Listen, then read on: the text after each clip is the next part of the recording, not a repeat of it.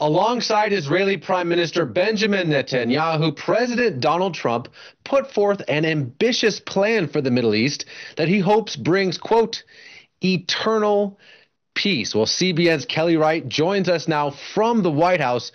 Kelly, what can you tell us about this plan? Raj, this is a very ambitious plan. The president laid out a 20-point plan. He presented it before members of the White House press corps. Over my shoulder, you can see that it's still very active. That is behind, over my shoulder, is Middle East envoy Steve Witkoff. He helped write that 20-point plan. And in that, the president is calling for a board of peace, which will help the transitioning government of the Palestinian people in Gaza, providing them with an economic point like a French Riviera, which is something that he had always talked about.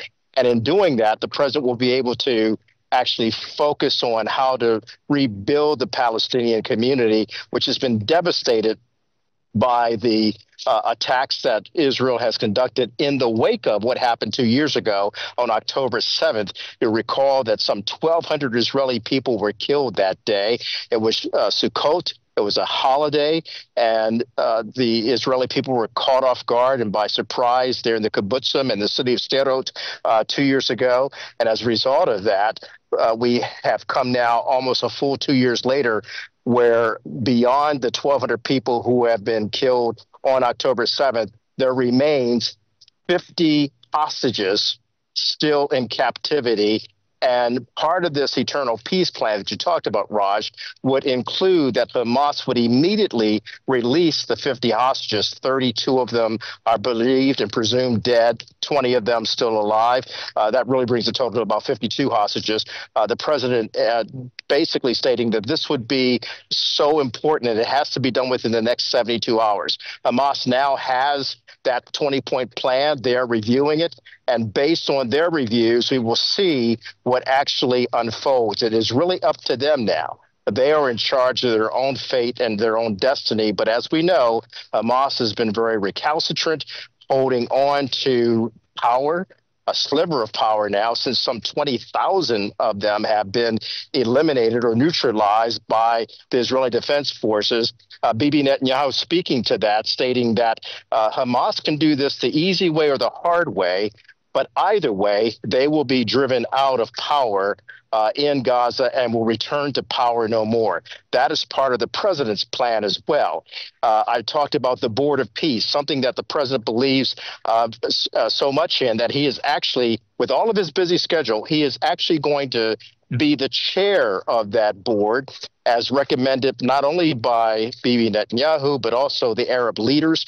This is a deal that has been brokered by the Arab governments, Saudi Arabia, UAE, Qatar, which is very important. And something else that's vital to point out is that the phone call that was made inside the White House with Bibi Netanyahu, as well as, I'm sorry, there's just some noise going on here, trying to see what's going on behind me. It's a very fluid day. But getting back to that important phone call that was made, you'll recall that Israel carried out a surprise strike against Qatar, trying to take out the Hamas leadership. And that was something that took place earlier this month of September. Well, what happened with that is that Israel was trying to take out the Hamas leadership that was scheduled to have a meeting to talk about a peace plan, a ceasefire, and ending the war between Hamas and Israel. So let me tell you exactly what Bibi has said about that. He apologized to the premier of Qatar, Al Thani. And he did it on the phone with President Trump there in the room. They have posted that on social media, something extremely important to have accomplished, and that's exactly what they did. So it looks like now, if Hamas will agree to this peace plan, Hamas will no longer be in power. They will begin to structure that board of peace to establish a government in the Palestinian area that will be able to govern Palestinians, give them an opportunity to use billions of dollars to rebuild their community, and not the way that we saw in the past when Hamas was elected by the Palestinian people, only to have those billions of dollars, as President Trump pointed out today, to be used to build 400 miles of tunnels, as well as to carry out attacks against Israel.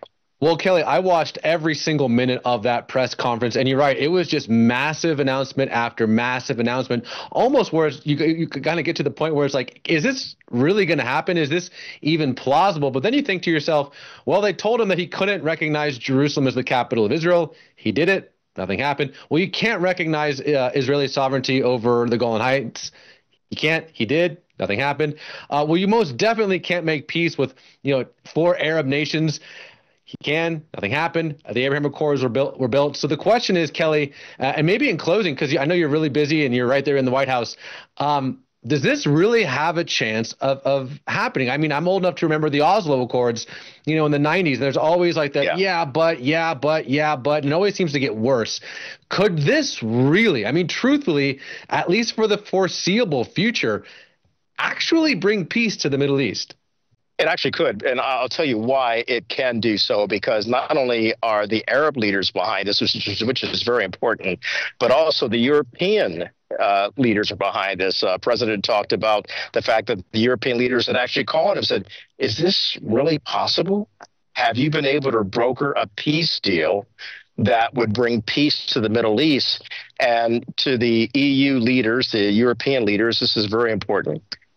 To the Middle East leaders, that would include the Arab states as well as the Muslim states. They all, according to the president and Bibi, want to see peace there. It's just that they never took the steps to broker peace.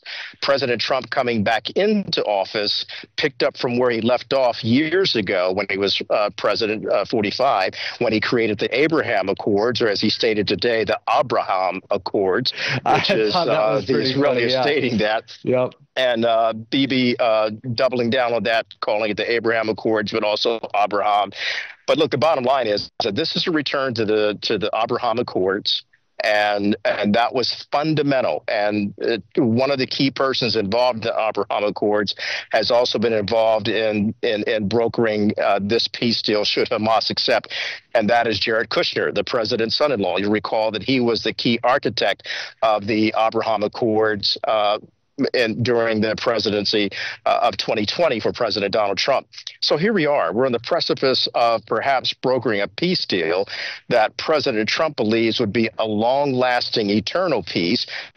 Biblically, we know what the Bible says about this peace, and Bibi Netanyahu brought that up too, stating that those who bless Israel will see their nations blessed as well.